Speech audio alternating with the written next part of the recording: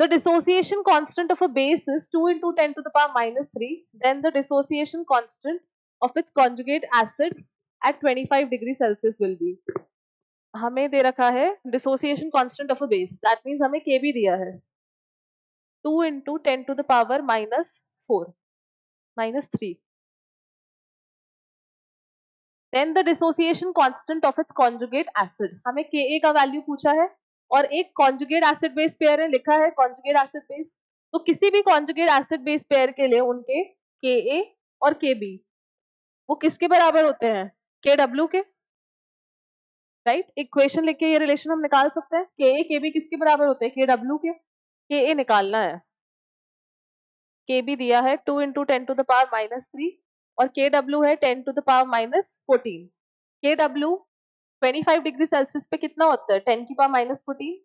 तो यहाँ से Ka कितना आ जाएगा?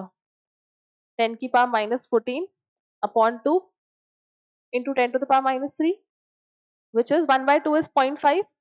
So 0.5 into 10 to the power minus 11, or I can write it as 5 into 10 to the power minus 12.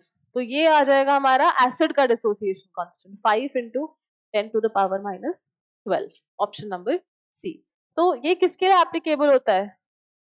For conjugate acid conjugate base pair.